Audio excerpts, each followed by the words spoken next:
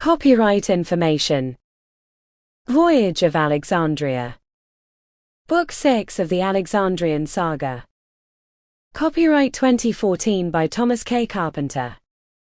Published by Black Moon Books. Cover design copyright 2014 by Rachel J. Carpenter. This is a digitally narrated audiobook. Chapter 1. Behold! Humans living in an underground cave, which has a mouth open toward the light which reaches all along the cave. Here they have been from their childhood, and have their legs and necks chained so that they cannot move and can only see before them, being prevented by the chains from turning their heads. Above and behind them, a fire blazes at a distance, and between the fire and the prisoners is a raised way, and you will see a low wall built along the way, like the screen which marionette players have in front of them, over which they show the puppets. Plato, the allegory of the cave. Heron clung to the burnt timber as the waves washed over her back. The salt burned her eyes and nose. Her throat was raw from the sea water she'd already swallowed. Cleansed in the waters of creation. The words raced through her head like a steam chariot. Another wave slapped her in the face, leaving her sputtering, daring her to unclamp her arm to wipe the salt from her swollen eyes.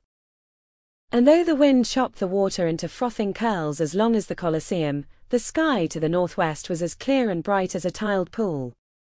Heron's mind resisted what she first saw in that fathomless space, as it had to be a trick of the light, but when the vision persisted, she grew to accept it. Hovering in the blue like a temple to the sky was. She heaved awake into the darkness of the cabin. A faint orange glow like the dawn reflected against the porthole. As the ship rolled, so did her stomach, and the clenching brought with it a spike of pain so great it turned her words to spittle. The muscles of her sides split with effort until she flopped over and vomited onto the cabin floor. The urge came 3 times in quick succession, and each one was like a vice on her broken ribs. By the third, she was sure the ribs would snap and poke from her flesh.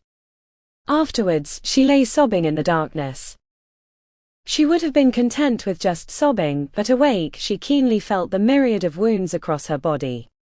Heron was littered with burns, salved and bandaged, but beneath the bound cloth the raw skin throbbed.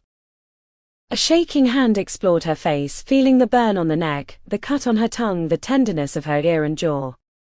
She vaguely recalled her near immolation on the bonfire of the Brethren, her flight to the Iron Road, and the impact at the docks.